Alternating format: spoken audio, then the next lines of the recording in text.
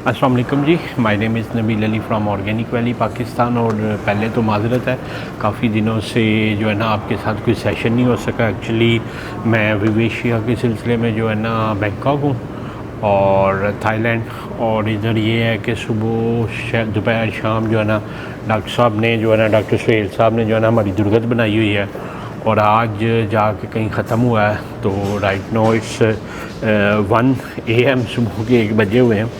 तो पीछे से फ़हीम साहब का भी आ रहा था कि हमारे पास कंटेंट कोई नहीं है, तो विवेशिया पे हम करेंगे, डिटेल वीडियोस करेंगे। कुछ कंटेंट रिकॉर्ड किया हुआ है जो है ना वो भेजेंगे हम फ़हीम साहब को। तो आज जो हमारा पेंडिंग सेशन है वो हमने एक ना सीरीज़ शुरू की है, हाउ टू स्टार्ट फार्मिंग, कि फार्मिंग किस तरह शुरू की जाए। इसमें 2 स्टेप जो है ना हम कवर कर चुके हैं कि लर्निंग अबाउट फार्मिंग बड़ी डिटेल में हमने डिस्कस किया था। कराची से हमने वो रिकॉर्ड किया था अपना जो है ना सेशन, और अरेंजिंग एसेंशियल रिसोर्सेज के ज़रूरी रिसोर्स किस तरह किए जाएँ। अभी 3 चीज़ें हैं जो हमारी पेंडिंग हैं। एक ये है कि फार्मिंग को एग्जीक्यूट किस तरह किया जाए, और सेकंड ये है कि फोर्थ ये है मार्केट को अंडरस्टैंड किया जाए। फिफ्थ ये है कि रीन्यू और कलिंग किस तरह बर्ड की जाए। तो आज हम जो शुरू करेंगे वो 3rd सेशन है हमारा, कि फार्मिंग को स्टार्ट कैसे करना है। हमने ये भी समझ लिया कि फार्मिंग होती क्या है, हमने ये भी समझ लिया कि क्या क्या रिसोर्सेज चाहिए। तो तीसरा एस्पेक्ट जो है ना वो है फार्मिंग स्टार्ट करने का। अच्छा, फार्मिंग को जो एग्जीक्यूशन है उसको मैं 3 स्टेप में जो है ना वो डिवाइड करता हूँ। नॉर्मली लुमन 2 स्टेप में करता है। लुमन उसको कहता है रेडिंग एंड लेइंग। रेडिंग वो कहते हैं कि आपने 20 हफ्ते तक बर्ड को लेके जाना है, और लेइंग वो कहते हैं कि 20 हफ्ते से 105 हफ्ते तक जो अंडा लेना है। मैं इसको 3 स्टेप में करता हूँ। मैं इसको कहता हूँ ब्रूडिंग। ब्रूडिंग जो पहले दिन से लेके 15 या 20 दिन तक होती है। उसके बाद रेडिंग 20 हफ्ते तक, जब तक आपका 50% बर्ड जो है ना वो अटेन नहीं कर पाता जो है ना प्रोडक्शन। और देन कम्स जो है ना लेइंग। तो आज हम बड़े थॉरोली ना ब्रूडिंग को डिस्कस करेंगे। अच्छा, ब्रूडिंग में जो सबसे पहली चीज़ है ना, सबसे पहली चीज़ और सबसे अहम चीज़ है वो है दर्जा हरारत, टेम्परेचर। अच्छा, फार्मर्स एक चीज़ समझने की ज़रूरत है कि जब मैं इसको एग्जाम्पलीफाई नॉर्मली इस तरह करता हूँ कि जब बच्चा पैदा होता है, हम इंसानों का भी बेशक गर्मियों में या सर्दियों में हो, तो हम बच्चे को ना लपेट के रखते हैं कपड़े में। माएँ उसका सर भी लपेट के रखती हैं, बच्चे को लपेट के रखती हैं। उसकी वजह ये होती है कि बच्चे का ना मैस बहुत कम होता है, उसका हुजम बहुत कम होता है, और किसी तरह का भी टेम्परेचर फ्लक्चुएशन जो है ना वो बर्दाश्त नहीं कर पाता। उसने माहौल के मुताबिक ऑप्ट करना होता है ना। इसी तरह जब चूज़ा आता है ना, तो चूज़ा पहले फितरी अमल ये है कि चूज़ा जब पैदा होता है तो उसकी माँ जो होती है ना वो उसको जो है ना अपने पड़ों में रखती है। उसके ऊपर बाल नहीं होते, वो उसको पड़ों में रखती है, उसके साथ अपनी चोंच से खा के नरम करके उसको ग़िज़ा खिलाती है, तो उसको बड़ा करती है, उसको खाना सिखाती है, चोंच मार के ये खाना है। तो ये सारा नेचुरल प्रोसेस है। अब चूँकि हम फार्मिंग कर रहे हैं और लाखों हज़ारों बर्ड से कर रहे होते हैं, तो हम इतनी माएँ तो नहीं ला सकते। हम फिर क्या करते हैं कि एक सिस्टम बनाते हैं। No problem. हम फिर एक ना सिस्टम बनाते हैं। सिस्टम जो बनाते हैं उसमें सबसे अहम चीज़ है दर्जा हरारत। और दर्जा हरारत हम वो देते हैं जो माँ अपने बच्चों को उसके ना पड़ों में होता है। जो मुर्गी होती है उसका टेम्परेचर 40 से 41 होता है, और ब्रूडिंग के दरमियान हमने 36 से 37 टेम्परेचर देना होता है। अगर हम ये पेज 6 जो लुमन की गाइड है उस पर देखें, पहले से दूसरे दिन जो टेम्परेचर है 36 देना होता है, या इसको हम कहें 97 फ़ारेनहाइट है, या 36 डिग्री सेंटीग्रेड है। तीसरे से चौथे दिन ये हमने 34 के करीब देना होता है सेल्सियस सेंटीग्रेड, या 93 फ़ारेनहाइट देना। फिर डे 5 से डे 7 तक हमने 32 जो है ना सेल्सियस देना है और 90 फ़ारेनहाइट देना। और 7वें दिन से ऑनवर्ड दूसरे वीक में हमने उसको 29 सेल्सियस या 84 फ़ारेनहाइट देना। और इसी तरह वीक 3 में 27 सेल्सियस है और 81 फ़ारेनहाइट में है। और वीक 4 में 24 और 75 है, और वीक 5 से ऑनवर्ड 18 से 20 के दरमियान टेम्परेचर होना चाहिए, 64 से 68 के दरमियान। अच्छा, होता ही है कि चूँकि हम पाकिस्तान में ज़्यादा जो ना यूज़ करते हैं सेल्सियस ना, सेल्सियस की डिग्री बड़ी होती है, 1 डिग्री जब फ्लक्चुएट करता है तो प्रिंसिपली वो काफ़ी फ़र्क पड़ चुका होता है। तो फार्मिंग में अच्छी प्रैक्टिस ये होती है कि फ़ारेनहाइट यूज़ किया जाए, क्योंकि आप देखें कि फ़ारेनहाइट अगर सेल्सियस 2 डिग्री गिर रहा है तो फ़ारेनहाइट में वो 4 डिग्री गिर रहा है, तो वो फिर छोटे यूनिट्स में हम अलर्ट हो जाते हैं कि इतने यूनिट ड्रॉप हो गया है। तो ये फार्मर्स बहुत बहुत बहुत अहम है दर्जा हरारत, और इस पे कभी भी कंप्रोमाइज़ नहीं करना। आपके चूज़े को सर्दी ही लगती है इब्तदाई दिनों में, इसके अलावा और कुछ नहीं होना होता, और कुछ भी नहीं होना होता, सिर्फ लगती है सर्दी लगती है या गर्मी लगती है। तो टेम्परेचर को अगर मैं कहूँ ब्रूडिंग में तो मैं उसको 90 नंबर देता हूँ। 90% आपका टेम्परेचर ही है। अच्छा, टेम्परेचर हमने सीख लिया कि इसको किस तरह मैनेज करना है। सम टाइम होता है टेम्परेचर हाई हो जाता, क्योंकि हमारे पास ऑटोमेटिक ब्रूडर तो होते नहीं, भट्टियाँ होती हैं, या गर्मियों में जैसे मई जून में आता है तो टेम्परेचर ऊपर चला जाता, तो वो आपका ना चूज़ा भी आपको बता देता है। दर्जा हरारत लोग इग्नोर करते हैं, मगर ये होने चाहिए 4-5 आपके हाउस में होने चाहिए, डिफरेंट कार्नर्स में होने चाहिए। तो आप देखें, अगर तो आपका जो हीटिंग रिसोर्स है उसके बिल्कुल करीब सारा चूज़ा गया हुआ है तो इट मीन्स कि उसको सर्दी लग रही है, ठीक है ना, ये एक जनरल सिम्टम होता है। अगर वो सारा हीटिंग से दूर गया हुआ, मतलब आपकी भट्टी लगी है या हीटर है या जो भी सोर्स है उससे दूर गया हुआ, तो उसको ना गर्मी लग रही है। और अगर वो एक थ्रू आउट स्प्रेडेड है, आपके कह लें कि पूरे शेड में स्कैटर्ड है, हर जगह घूम फिर रहा है, उधर के चूज़े इधर आ रहे हैं, इधर के उधर जा रहे हैं, इधर के उधर जा रहे हैं, उधर के इधर आ रहे हैं, तो समझें कि टेम्परेचर बेहतर है। और अगर एक कार्नर पे इकट्ठे हुए हुए हैं, इधर नहीं आ रहे, तो सम टाइम होता ये है कि चूज़ा किसी कार्नर से डर भी रहा होता ना, कि इस कार्नर में डार्कनेस है, या कोई शोर है, या कंटिन्यूसली किसी बाइक की आवाज़ आ रही है, या कंटिन्यूसली मतलब कोई एक अनयूजुअल सिचुएशन है, तो डर के एक साइड पे लगा होता है। तो ये भी अनयूजुअल सिचुएशन है। तो आप चूज़े से देखें कि अगर तो वो थ्रू आउट पूरे शेड में घूम फिर रहा है, हीट के पास भी आ रहा है, हीट से दूर भी जा रहा है, हर कार्नर में जा रहा है, तो वो कंफर्टेबल है। और अगर वो कह लें कि हीट के करीब है तो उसको सर्दी लग रही है, और हीट से दूर है तो उसको गर्मी लग रही है, एक कोने में इकट्ठा है तो वो उसको फिर भी कोई प्रॉब्लम है।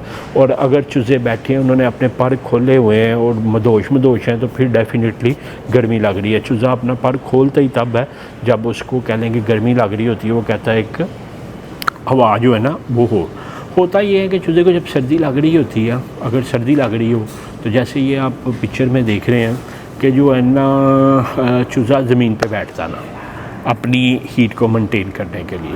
और आपको पता है जो तो होती है, जो लीटर होती है, जो बरादा होता है, वो एक इंसुलेशन होती है, उसके नीचे फ्लोर और ठंडा होता, तो वो जब बैठता है तो उसको और सर्दी लगती है। चूज़े को अब नहीं पता होता उसने क्या करना, तो वो जब बैठता है तो टेम्परेचर और लो हो जाता है, जिससे चूज़े को सर्दी लग जाती है, और फिर सर्दी लगा चूज़ा जो है ना ग्रो कर पाता है, और रिकवर करना भी बड़ा मुश्किल होता है। तो एक चीज़ जो फार्मर हम बात कर रहे हैं कि पहले 15 से 20 दिनों में दर्जा हरारत 90% अहम है, और ये वो चीज़ है जो मुझे और मेरी कह लें कि फार्मिंग में सीखते हुए हमें 3 साल लग गए कि टेम्परेचर कैसे मैनेज करना। इस पे हमारी बड़ी डिटेल वीडियो भी पड़ी है कि ब्रूडर होना चाहिए और भट्टी का क्या सोर्स है, बाकी पूरे सोर्सेज से रिलेटेड वीडियो हमारे यूट्यूब पे चैनल पे पड़ी है। मगर अगर आपको फिर भी समझ नहीं आती तो आप बताएं, हम आपको उसका लिंक भेज देंगे। दूसरी चीज़ जो फार्मर्स होती है वो ह्यूमिडिटी है, हवा में नमी का तनासब कैसा है। ह्यूमिडिटी का मसला सिर्फ हमें मई जून जुलाई के फ्लाग में आता है कि 60% से नीचे चली जाती है जब गर्मी की लो वगैरह चल रही होती है। तो होता ये है कि जब बहुत ज़्यादा गर्मी होती है, ह्यूमिडिटी कम होती है, चूज़ा अपना मुंह खोलता है, सांस लेने से उसको सांस की नाली नाक खुश्क होता है, जिससे कुरेज़े का मसला आ जाता है, कुरेज़े से आईवी का अटैक हो जाता है। तो अपनी ह्यूमिडिटी कभी भी 60% से नीचे ना जाने दें। उसका तरीकाकार बड़ा सिंपल है कि आप शेड में जो है ना एक स्प्रे कर लें, जिस तरह ये होते हैं जो कपड़े प्रेस करने के लिए स्प्रे होता है, इस तरह का स्प्रे रख लें, या एक पंखा लगा लें जिसके आगे जो है, मैं माज़रत चाहता हूँ एक्चुअली अभी दिल नहीं था मेरा कर रहा रूम में जाने का, तो मैं लॉबी में बैठ गया हूँ, जिस वजह से आपको आते जाते लोग सारे जो है ना उनकी आवाज़ें भी आप सुन रहे हैं।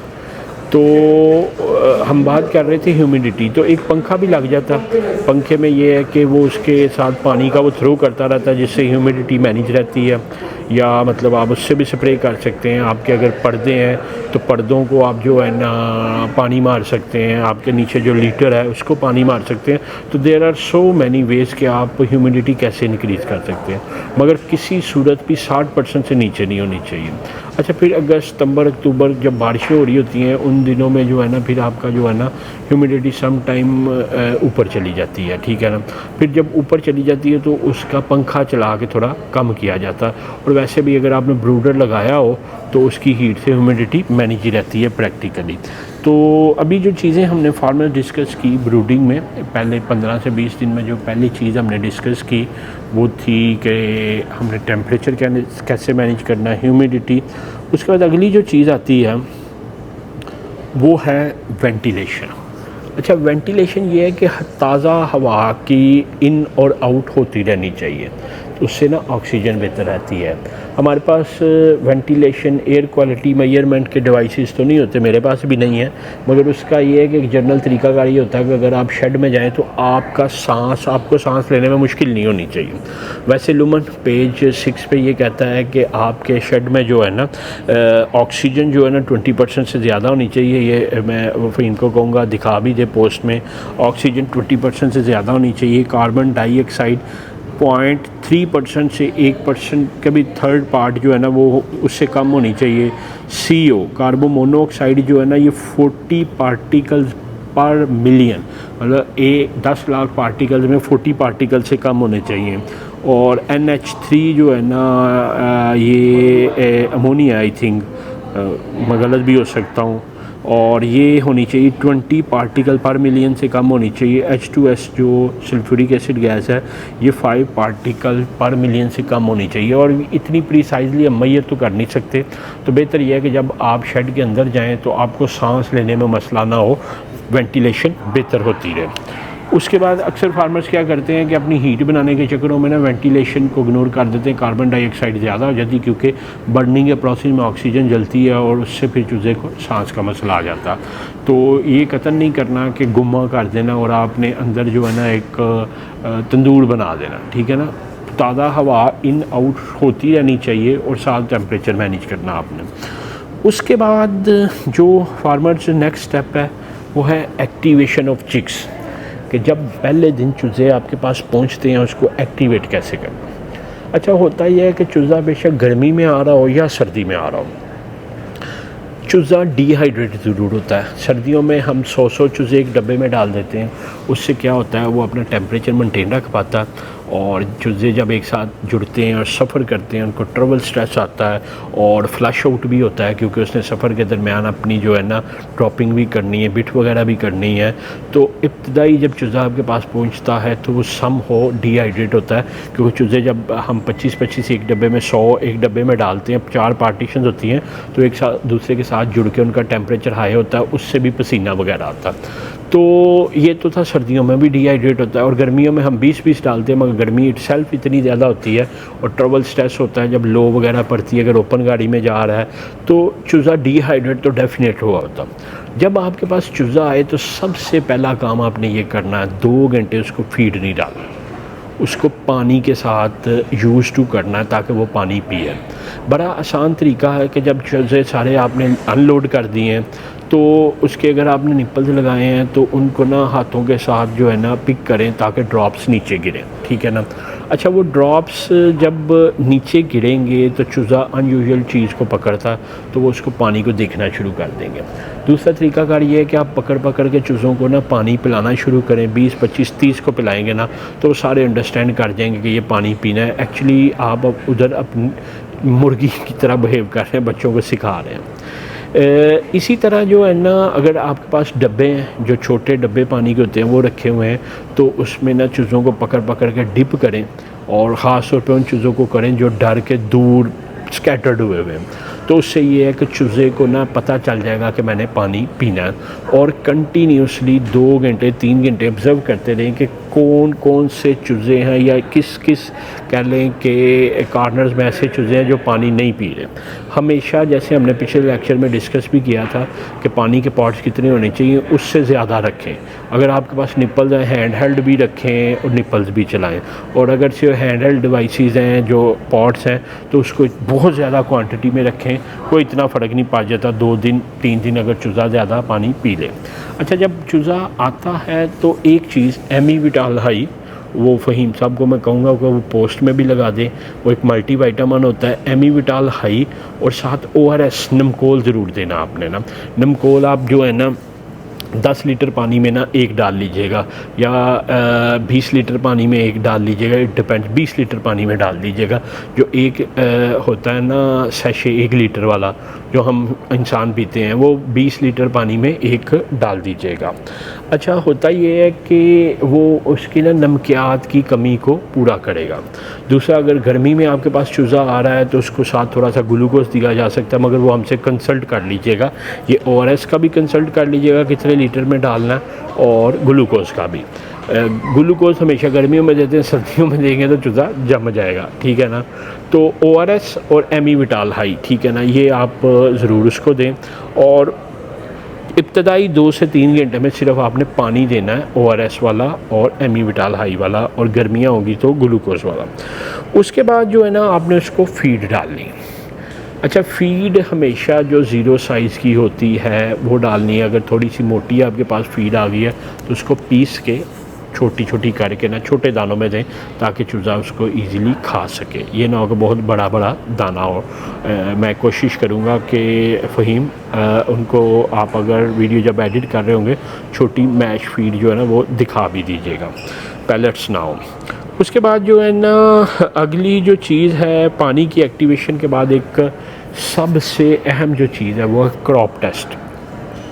क्या चूज़े ने पहला क्रॉप खाया है, मतलब फीड खाई है कि नहीं खाई, ये टेस्ट करना बहुत बहुत ज़रूरी है। एक पूरी फ़िलासफ़ी है। अच्छा, क्रॉप टेस्ट में अगर हम बात करें कि वो होता क्या है, तो क्रॉप टेस्ट जो है उसमें जैसे कि ये पिक्चर में दिखाया गया है कि चूज़े को ना 2 से 3 घंटे बाद आपने पकड़ के देखना है कि जो उसकी पोट है क्या वो फील्ड है या नहीं फील्ड, ठीक है ना। अच्छा, ये 3 तरह की 4 तरह की बेसिकली होती है। एक होती है फील्ड कि वो खूब बड़ी होती है और टाइट होती है। एक होती है कि वो बड़ी होती है मगर आप जब उसको दबाते हैं तो उसमें थोड़ा थोड़ा पानी पानी महसूस होता है, सॉफ्ट सॉफ्ट होती है। और एक होती है जो कर्व टाइप होती है कि वो मतलब थोड़ी सी प्रेस हुई होती है। ये तीनों सिचुएशन ये है कि आपके चूज़े ने फीड अच्छी तरह सिंक हो गया और उसको फीड खाने का अमल समझ आ गया। अच्छा, सम टाइम होता ये है कि वो उसकी पोट बड़ी होती है मगर आप जब उसको हाथ लगाते हैं तो फीड का टेक्सचर उसकी स्किन के अंदर से महसूस हो रहा था, सख्त सख्त टेक्सचर। अच्छा, ये वो सिचुएशन है कि उसने फीड खा ली है मगर पानी नहीं पिया। तो आप चेक करें कि आपके पानी के बर्तन ठीक है या पानी के बर्तन आपके ठीक नहीं हैं। अच्छा, इसमें 5 स्टेप्स हैं कि लॉट ऑफ चाइनीज़ अच्छा, मुझे वैसे इधर सारे चाइनीज़ ही लग रहे हैं, एक ही तरह की सारी बोली। अच्छा, हम वापस आते हैं जी। 5 स्टेप हैं। सबसे पहले ये है कि आप एक रैंडम टेस्ट करें कि हर कार्नर से 10-10, 15-15 चूज़े पकड़ें और कोशिश ये करें कि जिन जिन कार्नर से आपने टेस्ट किया तकरीबन 10% चूज़ा आपने पकड़ के देखना है 3 से 4 घंटे बाद ना। अच्छा, जब आप वो पकड़ेंगे तो आप देखें उनका क्रॉप टेस्ट करके, तो मेरा ख्याल है आप मुझे बेहतर सुन पा रहे हैं, शोर काफ़ी कर रहे हैं। अच्छा, जब आप उनको पकड़ लेंगे तो उनमें देखें कि कितने % चूज़े जो है ना उनका उन्होंने क्रॉपिंग ठीक की हुई है, बढ़ी हुई है, खाली तो नहीं है। अच्छा, ये ऐसे भी नोट करते जाएं कि किन्होंने पानी नहीं पिया। 3 तरह का करें। एक तो वो कि जिसने अच्छी तरह फीड खाई है और सॉफ्ट है और आपको टेक्सचर महसूस नहीं हो रहा, this is the excellent condition कि आपके चूज़े ने पानी भी पी लिया, फीड भी खा लिया। दूसरी वो सिचुएशन है कि आपके चूज़े ने फीड खाई है, पानी नहीं पिया, तो वो टेक्सचर फील हो रहा है। और तीसरी वर्स कंडीशन ये है कि आपके चूज़े ने अभी कुछ भी नहीं खाया, उसकी पोट खाली है। तो जब आप चूज़े 15-15, 20 पीस करते हैं तो आप इसको काउंट कर लें कि कितने पहली सिचुएशन से रिलेटेड है, कितने दूसरी सिचुएशन से रिलेटेड है, कितने तीसरी सिचुएशन से रिलेटेड है। उसके बाद उसकी ना परसेंटेज फाइंड करें। अगर तो 2 घंटे के बाद 75% चूज़े ने क्रॉपिंग कर ली हुई है, ठीक है, मतलब 2 घंटे पानी रखा, उससे फर्दर 2 घंटे, टोटल 4 घंटे बाद, तो इट मीन्स कि आपका चूज़ा ठीक चल रहा। उसके बाद 8 घंटे के बाद ये 80% से प्लस होना चाहिए, 12 घंटे के बाद 85% से प्लस होना चाहिए, 24 घंटे के बाद 95% और 48 घंटे के बाद 100% चूज़ा आपका क्रॉप टेस्ट क्लियर करना चाहिए। ऐसा चूज़ा जिसने क्रॉपिंग नहीं की हुई, या वो थोड़ा सा ढीला है, साइड पे है, कोई दब गया है, कोई उसके स्ट्रेस आ गया, छोटी सी कॉलोनी बनाई हुई फ़ौरन उसमें रखें और हाथ से उसको फीड खिला के पानी पिलाएं, ठीक है ना। और इस तरह की चीज़ों को सॉर्ट आउट करेंगे जो अभी फीड और पानी के साथ सिंक नहीं हो गए, ताकि उनको पता चले एक सेपरेट उनको जो है ना मिले। अच्छा, अगर आप समझते हैं कि ये जो स्कोर दिखा भी रहे हैं स्क्रीन पे, इस स्कोर के मुताबिक क्रॉपिंग नहीं आ रही, तो कुछ बेसिक प्रॉब्लम है आपकी ब्रूडिंग में जिसको समझने की ज़रूरत है। अच्छा, उसमें एक प्रॉब्लम ये हो सकता है कि आपका टेम्परेचर बहुत ज़्यादा हाई है, हाई होने की वजह से चूज़ा जो है ना फीड की तरफ नहीं जा रहा, पानी ज़्यादा पी रहा। आपका टेम्परेचर बहुत लो है, लो होने की वजह से चूज़ा इकट्ठा हो रहा है, अपनी बॉडी हीट को मेंटेन कर रहा है, सर्दी लग रही है तो फीड के पास नहीं जा रहा। उसके बाद जो बुरादा है आपका, उसका टेम्परेचर तो नहीं हाई हो गया, उसको चेक करें, उसके साथ थर्मामीटर लगा के चेक करें, गेज रख के देखें कि उसका टेम्परेचर हाई है या लो तो नहीं है, दोनों सिचुएशन है। उसके बाद ह्यूमिडिटी कहीं बहुत ज़्यादा और बहुत कम तो नहीं है, इस वजह से भी क्रॉपिंग कम हो जाती है। लाइट इंटेंसिटी, क्या आप लाइट बहुत ज़्यादा तो नहीं दे रहे या बहुत कम तो नहीं दे रहे, जिसकी वजह से चूज़े को जो है ना फीड नज़र ही नहीं आ रही। और एट दी एंड ये कि वेंटिलेशन है, कहीं सांस का मसला तो नहीं हो रहा। तो ये कुछ बेसिक प्रॉब्लम है जिसकी वजह से चूज़ा फीड नहीं ले रहा होता।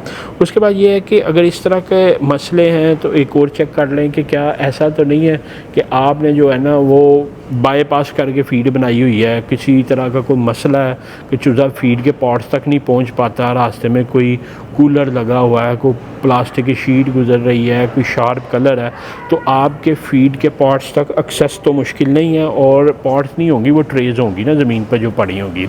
या इसका बेहतरीन हल है कि आगे हम डिस्कस भी करें हैं, तो पेपर बिछाएँ 80% या हम तो वैसे 100% लीटर जो बुरादा होता है उसके ऊपर ही पेपर बिछा देते हैं ना, ताकि पेपर के ऊपर फीड उसको इजीली नज़र आती है। और चूज़ा असल में ना बिल्कुल एक कह लें कि नासमझ चीज़ होती है, वो चावल के छिलके में और फीड में फ़र्क नहीं कर पाता, और चावल का छिलका खा लेता है, उसके गले में फंस जाता तो वो मर जाता। तो इसकी वजह से हम पूरा जो है ना जो लीटर है जो बुरादा है या तो है उसको पेपर से 2 दिन कवर रखते हैं, 3 दिन। उसका एक फ़ायदा ये भी होता है कि जो उसकी पहली टॉक्सिक ड्रॉपिंग होती है, बिट होती है, वो पेपर के साथ बाहर चली जाती है और आपके बुरादे में वो मिक्स नहीं होती। तो एक चीज़ ये है कि 80% एरिया को कवर करें और फीड को प्रॉपर्ली प्लेस करें, और इन चीज़ों को चेक करें कि क्या पानी फीड तक एक्सेस ईजी है, टेम्परेचर का वो मसला तो नहीं है जिसकी वजह से वो क्रॉपिंग नहीं कर पा रहा। अच्छा, क्रॉप टेस्ट टेम्परेचर के बाद सेकंड इम्पॉर्टेंट आस्पेक्ट है। क्रॉपिंग आपकी पूरी होगी, टेम्परेचर ठीक हो गया तो थिंग्स आर फाइन। उसके बाद अगली ये चीज़ है कि लाइट पे हम पूरी एक डिटेल भी डिस्कस करेंगे, मगर इब्तदाई 2 दिन या 3 दिन आप 72 घंटे कर लें, आपने 24 घंटे लाइट देनी है। अच्छा, वो 24 घंटे इसलिए देनी होती है कि चूज़ा जब आ रहा होता है ना, तो चूज़ा निकलता है 12 से 14 घंटे में। मतलब जब पहला चूज़ा निकलता है तो 12 घंटे तक जो चूज़ा निकलता है उसको हम ए ग्रेड कहते हैं ना। अब होता ये है कि जो चूज़ा पहले निकला होता है ना, वो एक छोटे बच्चे की तरह ना, इनकी 3 घंटे जागना, 2 घंटे रेस्ट करना, 3 घंटे जागना, 2 घंटे रेस्ट करना, तो वो जो है ना इनका एक स्केड्यूल होता ये है कि फिर जो चूज़े थके होते हैं वो लेट जाते हैं या बैठ जाते हैं, लेटते तो नहीं सॉरी बैठ जाते हैं या स्लो हो जाते हैं और दूसरे फीड लेते हैं। तो आप अगर लाइट जलाएंगे बंद करेंगे, जलाएंगे बंद करेंगे, तो वो फिर चूज़ों को प्रॉपर टाइम नहीं मिलेगा, चूज़ा सिंक्रोनाइज नहीं होगा। पहले 3 दिन जो है ना, हम प्रैक्टिकली 2 दिन कहता है, हम 3 दिन में 24 घंटे लाइट देते हैं ताकि चूज़ा अच्छी तरह इन्वायरमेंट के साथ सिंक हो जाए। उसके बाद हम ये करते हैं कि हम अल्टरनेटिव लाइटिंग पे चले जाते हैं कि 4 घंटे लाइट जलाते हैं, 2 घंटे बंद करते हैं, 4 घंटे चलाते हैं, 2 घंटे बंद करते हैं। इस पर पूरी डिटेल हम वीडियो करेंगे। उससे होता ही है कि चूज़े को पता चल जाता है कि जब लाइट जलती है वो रश करता है टूवर्ड्स वाटर एंड फीड, जब लाइट बंद होती है वो बैठ जाता है। 2 घंटे 4 घंटे 2 घंटे 4 घंटे, तो उसकी एक रूटीन बन जाती है। उसके बाद वही बात जो हमने पहले की थी कि 80% हम तो 100% कर लें, मगर लुमन ये कहता है कि 80% होना चाहिए, आपका जो लीटर है वो कवर होना चाहिए पेपर से। और even and wide placement of chicks in shed, अगर आपका चूज़ा पूरे शेड में अच्छी तरह घूम फिर रहा है, खेल रहा है, उधर भी जा रहा है इधर भी जा रहा है, तो इट मीन्स के इट्स फाइन। और एक चीज़ ज़रूर ख्याल कीजिएगा कि जब चूज़ा आए तो आप वॉक अराउंड करते रहें, या जो आपका बंदा हो वो एक गुप्त अंदाज में, छुपे हुए अंदाज में बैठा हो ना। और इधर एक चीज़ जो आगे मेरे ख्याल मेंशन की जाएगी कि 24 घंटे लाइट जब हो तो आपका बंदा 24 घंटे ऊपर होना चाहिए। ब्रूडिंग के प्रोसेस में 20 से 25 दिन जो है आपका बंदा दिन रात ऊपर होना चाहिए। एक आधा होता ये है कि चूज़ा जिस तरफ शोर सुनता है ना, सारा उस तरफ रश करता है, और उस वक़्त अगर उसको कोई डंडे से हिलाए जुलाए ना तो वो चूज़ा एक दूसरे के ऊपर आकर डर के मर जाता। बात ये कर रहा था कि जब ब्रूडिंग चल रही हो तो आपका बंदा अंदर एक 24 घंटे होना चाहिए, और वो गुप्त अंदाज में होना चाहिए, शांत बैठा होना चाहिए। होता ये है कि चूज़ा चूँकि ना समझ होता है, उसको नहीं पता होता, जिस तरफ से आवाज़ आ रही होती है, जिस तरफ बंदा खड़ा होता है, सारा उस तरफ भाग के इकट्ठा हो जाता है, लग जाता है। और हमने क्या करना होता है, चूज़े को खिलाने के बाद उसको पूरे शेड में स्प्रेड आउट करना होता है, ताकि वो चूज़ा अच्छी तरह फीड खा के घूमे फिरे, उसको डाइजेस्ट भी करे। तो अपने बंदे को कहें कि खामोशी से बैठे, या मतलब अगर कैमरा लगा सकते हैं कैमरे से ऑब्ज़र्व करें, मगर 24 घंटे ऑब्ज़र्वेशन ब्रूडिंग में ज़रूरी है। मेरा पीएस आया है तो आज तक माशाल्लाह, आज हो गई है 11 मार्च शुरू हो गई है माशाल्लाह, इस वक्त 21वें हफ्ते में लग चुका, मगर अभी भी एक बंदा है जो रात को जागता और एक एक घंटे बाद पूरे पैनल की हर चीज़ की फ़ोटो भेजता। तो ये एहतियाती तदाबीर है जो करनी चाहिए। अगर आपका कोई बंदा जाग सकता है तो उसको ज़रूर जगाएं। अच्छा जी, क्रॉप टेस्ट भी हो गया, बंदा रात को भी हो गया। उसके बाद है अगली चीज़ कि फ़ीड का टाइम। अच्छा, ब्रूडिंग में हम क्या करते हैं, 8-8 घंटे बाद फीड देते हैं। 2 दफ़ा भी दी जा सकती है, 8-8 घंटे में 3 शिफ्ट्स में भी दी जा सकती है। अच्छा, उसके बाद लुमन का जो फीड का पेज है, ये टेबल 5 है। इसका लास्ट कॉलम अगर आप देखें तो देखें, पहले हफ्ते में 77 ग्राम फीड पर चूज़ा जो है ना जानी है। दूसरे हफ्ते 196 ग्राम है, तीसरे हफ्ते 350 है, 546 है, 777 है। अच्छा, ये इस तरह है कि फार्मर्स इतनी फीड आपने टोटल अगर 1000 बर्ड है तो उसको मल्टीप्लाई करेंगे 77 के साथ, तो वो आपका बनेगा 77,000 ग्राम ना, 7.7 किलो। तो इतनी फीड आपने कंज्यूम करवानी है अगर आप अपने चूज़े को वेल ग्रेड रखना चाहते हैं। और मेरे उस्ताद हैं पंजाब फीड में मश्ती साहब, वो कहते हैं कि हमेशा चूज़े को 1-2 वीक ओवर वेट ही रखना चाहिए। ओवर वेट का मसला नहीं है, मगर ये है कि वैक्सीन का स्ट्रेस आता है, गर्मी का स्ट्रेस आता है, खुदा ना खास्ता कोई बीमारी का स्ट्रेस आ जाए तो उससे जब जानवर वज़न लूज़ करता है तो अपने स्टैंडर्ड को मेंटेन रखता है। तो उन्होंने जो हमारे पीएस पे प्रैक्टिस करवाई है 2 वीक प्लस लेके चले हैं। वो 2 वीक प्लस कैसे होता है कि जैसे 77 ग्राम फीड जानी है, हम 85 ग्राम 88 ग्राम 87 ग्राम तक यूज़ करवाते रहे हैं। तो ये उनका एक वर्जन है। उन्होंने एक बात कही थी, उन्होंने कहा था कि असल में होता ये है कि जैसे लुमन है या बाकी कंपनीज हैं, इन्होंने अपनी गाइड्स में ना एक चीज़ शो करनी होती है कि हमारा बर्ड कम फीड खाता है, उसकी कास्ट इफेक्टिव है, तो उन्होंने फ़ीड कम लिखी होती है। तो डॉक्टर मश्ती साहब ने ये कहा था कि आप इससे ज़्यादा दें, बर्ड बेहतर परफॉर्म करेगा। तो ये एक प्रैक्टिकल चीज़ है जो मैंने अपने पीएस पे लगाई है, तो उसका काफ़ी फ़ायदा हुआ।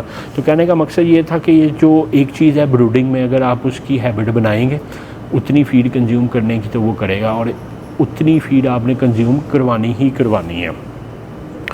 उसके बाद अगली चीज़ है चोंच का काटना, बीक ट्रीटमेंट। इस पे एक बड़ी डिटेल हमारी वीडियो पड़ी हुई है और जो है ना उसमें हर चीज़ बताई है। अच्छा, ये 8वें से 10वें दिन चोंच इसकी काटनी होती है। उसकी वजह ये होती है फार्मर्स के जब चूज़ा आपका बड़ा हो जाता है ना, तो वो फिर उसको डिफरेंट तरह के स्ट्रेस आते हैं। गर्मी का स्ट्रेस हो सकता है, लाइट का स्ट्रेस हो सकता है, मतलब उस वैक्सीन का स्ट्रेस हो सकता है, बुखार हो गया वैक्सीन से, तो वो क्या करता है कि इसकी ना चोंच बहुत तेज़ होती है, तो वो फिर जब दूसरे को मारता है ज़ख्मी करता, और बड़ी एज में जब जाकर काटेंगे तो डिफ़िकल्टी होगी ना।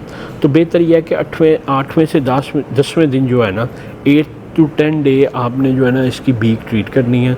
और बीक ट्रीट करने का बड़ा आसान तरीका है कि वो काटने वाले वैक्सीनेटर्स मिलते हैं, उनके पास एक ब्लेड होता है, वो आके उसको आगे से जो है ना काट देते हैं। मैं कोशिश करूँगा साथ कोई वीडियोस भी लगा दें और उससे वो आगे कट जाती है, जिससे ये है कि उसका तीखापन ख़त्म हो जाता है। कुछ एहतियाती तदाबीर होती हैं। एहतियाती तदाबीर ये होती हैं कि आप जो है ना 7वें से 10वें दिन काटें, एक्सपीरियंस पर्सन को सिर्फ लगाएं और आहिस्ता आहिस्ता केयरफुली काम करें, उसका नाक ना कटे। समटाइम होता है नाक कट जाता है, ब्लीडिंग शुरू हो जाती है, चूज़ा एक्सपायर भी हो जाता है उसका। और बीक ट्रीटमेंट करनी, डू नॉट फीड। और 12 घंटे पहले जब आप चोंच काटने लगे 12 घंटे पहले आपने फ़ीड नहीं देनी।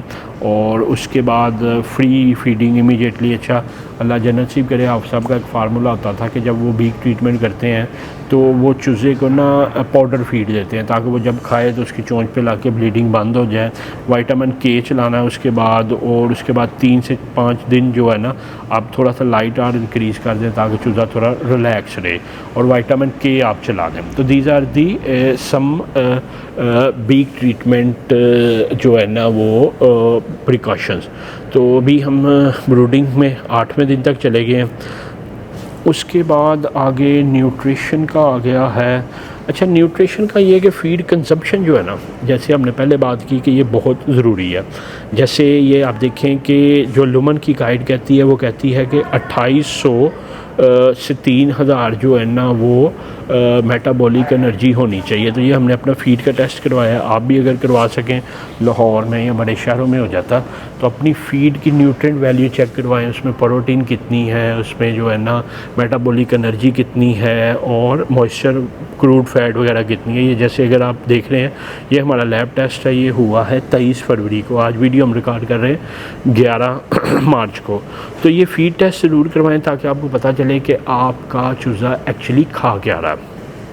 बॉडी वेट जो उसका है वो फ़ीड कंजम्पशन पे ही है। ये ना हो कि आपकी फ़ीड की न्यूट्रिएंट वैल्यू कम है और उस वजह से वो बॉडी वेट नहीं अटेन कर रहा। फ़ीड उतने ग्राम खा रहा है मगर बॉडी वेट अटेन नहीं कर रहा। तो ये ख़ास ख्याल करना है कि अच्छी फ़ीड कंपनी से फ़ीड लें। और अगर आप 5000 रुपया, मेरा ख्याल हमारा 3200 रुपया लगा था ये लास्ट टाइम जो टेस्ट करवाया था, तो 3200 4000 में आप इसका टेस्ट करवा सकते हैं। उसकी परफॉर्मेंस जो है ना फ़ीड कंजम्पशन पे है कि वो बॉडी वेट उस पर डिपेंड करती है, उसकी परफॉर्मेंस। हाउस का जो टेम्परेचर है बहुत हाई होगा तो कम फीड खाएगा, तो वो एक मॉडरेट रिक्वायर्ड टेम्परेचर होना चाहिए। और उसके बाद फ़ीड के टेक्सचर पे है, और एनर्जी लेवल फ़ीड का कितना है। सम टाइम होता ही है कि फ़ीड में एनर्जी लेवल, मेटाबॉलिक एनर्जी ज़्यादा होती है जिससे फ़ीड की क्वांटिटी कम खाते हैं। मगर ये बात होती है वेस्ट में ना, हमारे पास ऐसा कोई नहीं है। हमारी जो कम एनर्जी पे फ़ीडें बन रही होती हैं, पैसे बचा रहे होते हैं फ़ीड मिल वाले ना। और दीज आर दी थिंग्स। अच्छा फार्मर्स, ये थी जो हमारा तीसरा पॉइंट था कि फार्मिंग एग्जीक्यूट कैसे करनी है, और उसको हमने 3 पैरामीटर्स में डिवाइड किया। पहला मैंने कहा कि डे 1 टू डे 20, ये 15 और 20 जिसको ब्रूडिंग कहते हैं, उसको हमने बड़े थॉरली कवर किया। अगला जो हमारा सेशन होगा वो होगा रेडिंग से रिलेटेड। रेडिंग हम उसको कहते हैं कि जो चलता है बाय 20 डेज़ टू 150 डेज़ ना, और उसके बाद लेंगे कि 150 डेज़ टू 450 डेज़ जो लेइंग करनी है, तो उनको अगले लेक्चर्स में क्लियर करेंगे। तो मैं उम्मीद करता हूँ कि आपको हम बेहतर बता पाएँ। आज मैं थका काफ़ी हुआ था फ़हीम साहब के, अगर मैं आपको दिखा पाऊँ तो एटलीस्ट मेरा 20 से 25 मैसेज आए हुए हैं कि सर कोई सेशन रिकॉर्ड करके भेज दें। फार्मर्स काफ़ी ज़्यादा कह रहे हैं कि काफ़ी दिनों से अपलोड नहीं हुआ। कहते फार्मर पूछ रहे हैं सर की सेहत तो ठीक है उधर जाके, तो जो मैंने कहा यार सेहत ठीक है, बता देता हूँ आई एम वेरी गुड ना। तो अगर आपको आज एनर्जी कोई डाउन लगी हो तो उसके लिए माज़रत चाहते हैं। कल आराम का दिन है, परसों भी आराम का दिन है। आराम से एनर्जेटिक जो है ना हम लेक्चर्स रिकॉर्ड करेंगे। तो बाकी आपका भी अगर कोई सवाल हो तो नीचे दिए गए नंबर 0300 9641 990 पे आप व्हाट्सएप करें। We will try our level best कि आप तक अपने नॉलेज के मुताबिक बेहतर इन्फॉर्मेशन पहुंचा सकें। आपका वीडियो देखने का बहुत शुक्रिया जी।